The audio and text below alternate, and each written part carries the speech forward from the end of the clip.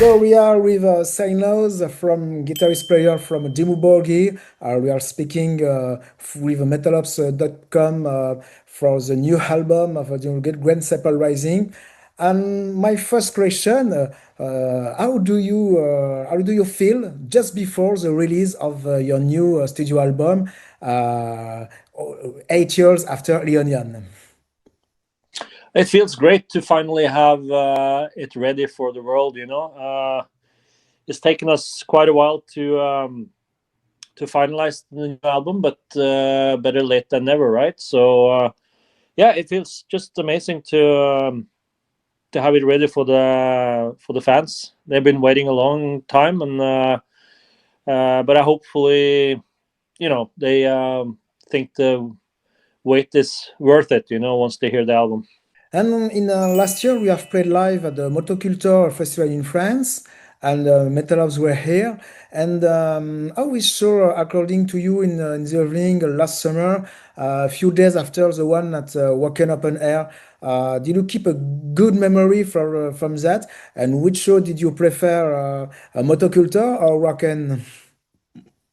Well, we had a good time at both festivals. Actually, all the festivals that we played last summer, it was great, and we're really fortunate to have fans all over the world who come to support us at these big events as well. Not only our own tours, but the big festivals in Europe. So that was an amazing trip we did last summer.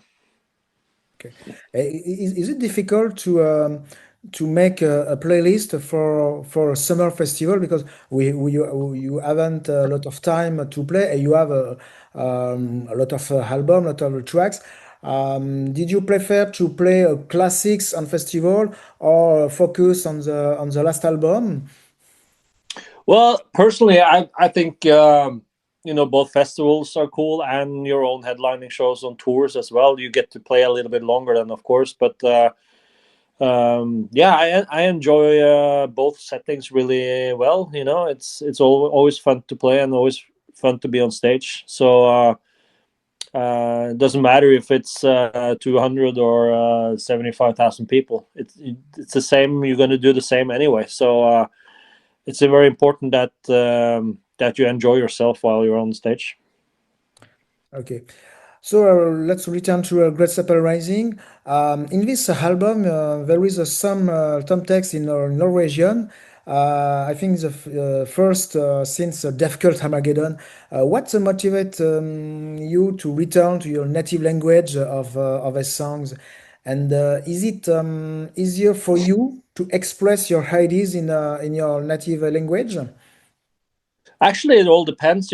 Sometimes depending on what type of topic I'm working on at the time. Sometimes it's easier in English. Sometimes it's easier in Norwegian. I think also that's why this time around there was a particular piece of lyrics I was working on, and I couldn't really express what I was wanting to express. So I changed it to Norwegian, and then suddenly it just worked out that way, really well. And then I wrote another lyric in Norwegian as well, and they fit really well with these two particular songs, I think, on this album. So it happened just naturally, and that's a good thing. If you force things, that's never a good idea. So I guess that's what I was trying to finalize a lyric in English, and I couldn't really get to the bottom of it, so I changed it to Norwegian, and then it just wrote itself, basically. Okay. And this new album continue in the Onion grandiose ways with use a lot of core orchestration. It makes me think to a movie soundtrack, for example. Don't you want to go back to a little more simplicity? I mean, in the Onion with the box with LPs and CDs. I remember we have a CDs with 5 songs, the demo songs of the Onion. And I think the song without core and orchestration, the song is was very well. Well, don't you want to go back, well, sometime to at your beginning when you haven't all this stuff, all the orchestration, all this score, or for you, no, it's a way for Dimmu Borgir to go. I think it's I think it's room for pretty much everything in our music. You know, it's and sometimes you take it really in a grandiose sounding ways, and other times you do it a bit more back to basics. And I think specifically for this new album, we showcase that very well. We can hold back when need to be, and we can make it sound big when it's supposed to be. So I think the new album is a very good example of merging the old Dimmu and the mid-era Dimmu with the more modern Dimmu. You know, it's all there. So I think that's why it makes it more sound more dynamic and yeah, touch upon all the aspects of the band basically. Okay. I think some titles like Recognition, for example, alternate or extremely brutal parts, so recalling your beginnings, as you said presently, and others almost progressive. Where does this desire come from to mix two worlds that everything opposes on the brutal on hand and some progressive on the other hand? Is it easy to compose some tracks like that?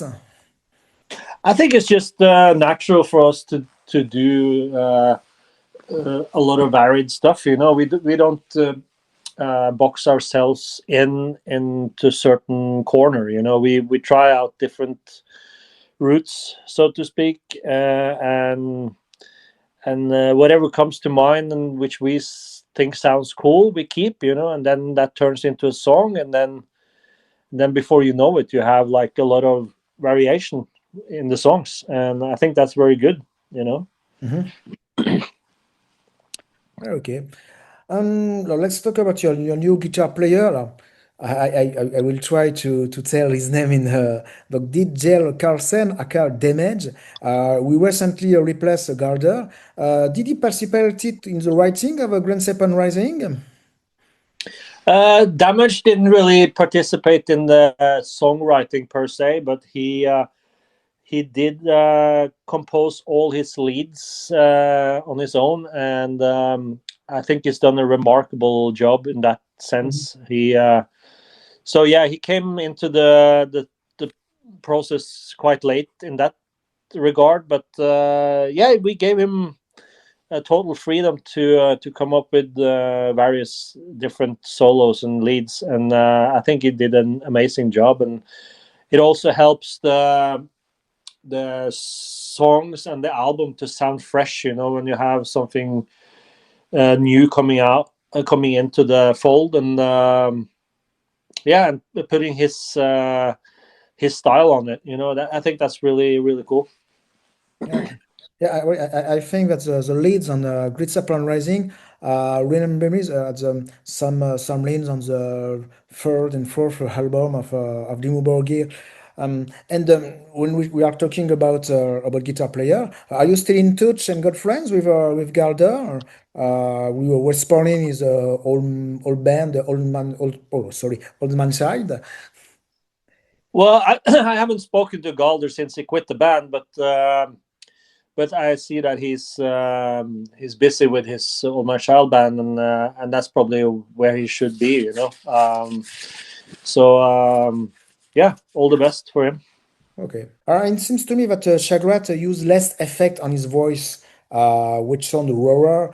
Is it a desire to bear oneself more with one singing and not to add the in voice beyond an artifice? Likely a back to the root in a way too. I remember some, for example, from Death Cult Armageddon, there is a lot of effect on his voice. It's very great. And here, I think his voice is more natural, in fact. I think it depends on what you want to convey and portray with the song, you know, and if it's it's pretty easy for us to figure out that, oh, this section needs something special or whatever. It's always cool to experiment with different effects, and that not only on vocals but with guitars and keyboards and stuff as well. It's important to stay on top of things in that regard, and just like try out different stuff. At the end of the day, what music is for us is to create an atmosphere, and if you feel like you can add to the atmosphere with some effects, then why not? It's we don't follow any rules in that sense, so we just do whatever we think sounds cool. Okay. Yeah, I have found the vocals on Shaggrath on this new album very powerful, very in fact, I love Dimmu Borgir. I discovered you long years ago of the tracks in different brands because this tracks was on CD sampler of the Metallion magazine, French magazine, and Yeah. yeah, and this moment I follow you since years and years, and I think for this album the vocals of Shaggrath are very impressive me. I think you can tell them. Is there any guest on Grand Serpent Rising? On the Not really. I think we felt that this is going to be our album. It's like after 8 years, we want to showcase what we are about, and yeah, it's always cool to have guests here and there, but maybe more in a live situation in that sense. I don't know, but yeah, we feel like we can do the stuff that we need to do, and also having a new guitar player in Damage, that's kind of like a new aspect already there, so it's no point bringing in any new guests. Okay, so you didn't invite again Agnete Closul, Jeff, for example, like on Abra. You have played live with her.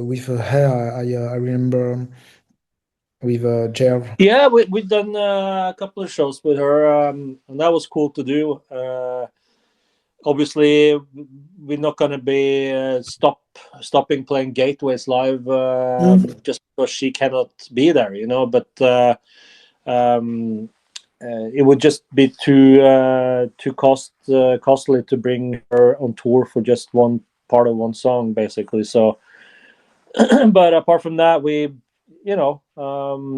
had guests in the past, and it worked out fine. So we'll see in the future. Okay. It's a question from my colleague Fred from Metal Labs. He wanted to know if there are news of the metal worldwide side of a project of Shaggrath, Grum Division actually. Is there a new record in progress, or was One Last Ride was the last ride album of that project? I think he's working on some new ideas actually. I don't know too much about it, but I think he might be working on some new Chrome Division. Yeah. Okay. And we have live plans now for this year. I saw you're going on tour with a Behemoth. It's a perfect lineup for a Diabolical Evening, I think. Yeah, absolutely, and we're also bringing Dark Funeral with us again, and we haven't toured with them since 1999. So I'm really looking forward to do this European run in October with two mammoths of metal. It's going to be great. Yeah, and Lalo, you are you the headliner of this tour, or you you switch sometime Behemoth, sometime Dimmu Borgir on headline? I think it will be depending on which market or country we're in. We're gonna switch, So I don't really have the overview of that yet, but I believe that like in Norway, of course, we play with Satyricon and Enslaved, but in Scandinavia, I think it looks like we will be closing the show in Sweden and Finland, and then maybe Behemoth will be closing it in other parts of Europe. Okay. And did you have a big show with like decors, a lot of effects on this show, or you on play your music? Because I have saw some yes, some videos from the summer festival last year, and there is I think a very big show of Dimmu Borgir.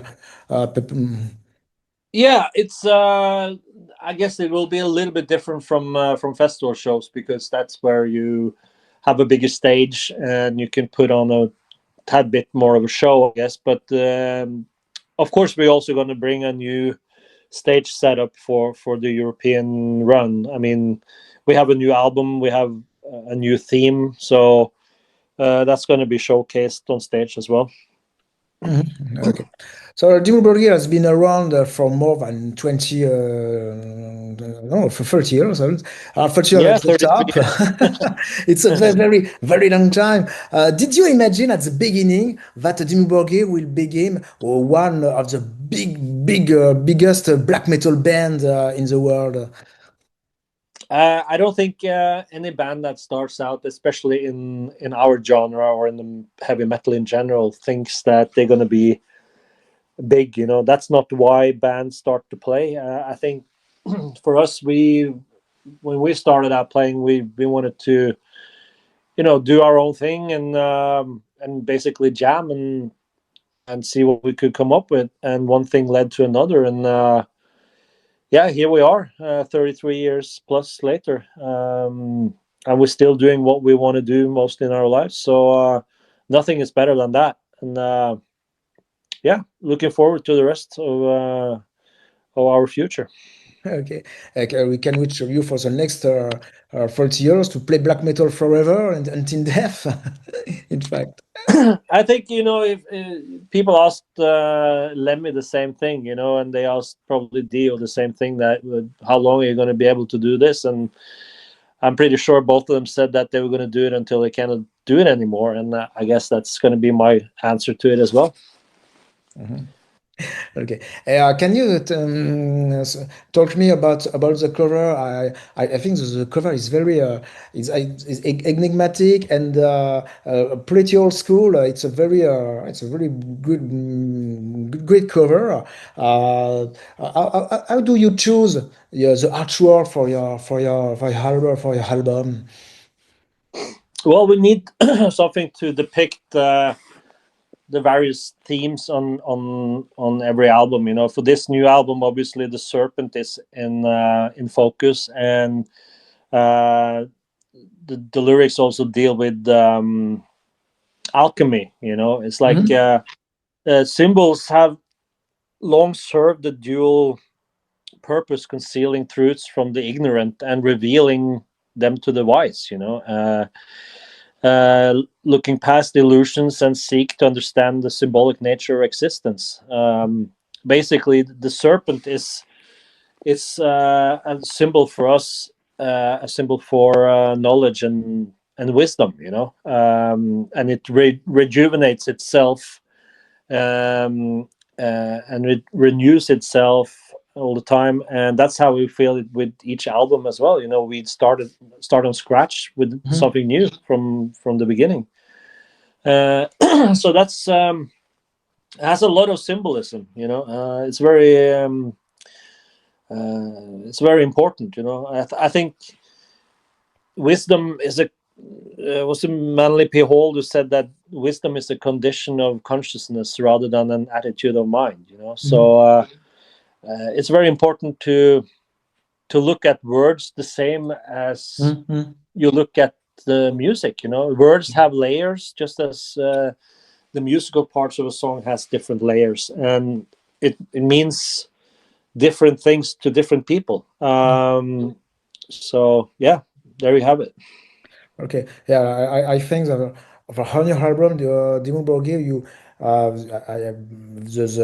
the work on the package, on the cover, on the lyrics, on the photography of the band, you are very professional. I think there are some bands who didn't care about the bits around the music, but I think Dimmu has a very it's like yeah, masterpiece, in fact, in your cover, in your photography, and so on. Okay, but look, Silenoz, thank you very much for your answers. Don't take care. Congratulations for this new album. I really, really love it. I'm really hurried to have it in mind because I love a physical object for listen music and not only listen to Spotify and stuff like that. Yeah. The feeling to have the object, the vinyl, the CD in my hands, and no, I think this Dimmu Borgir new album is a perfect link between your past and music of nowadays. So thank you very much. Cool, man. I appreciate it. Thank you so much for the words, and hope to see you when we play in Paris. Okay, thank you very much. All right. Bye bye. Cheers. Cheers.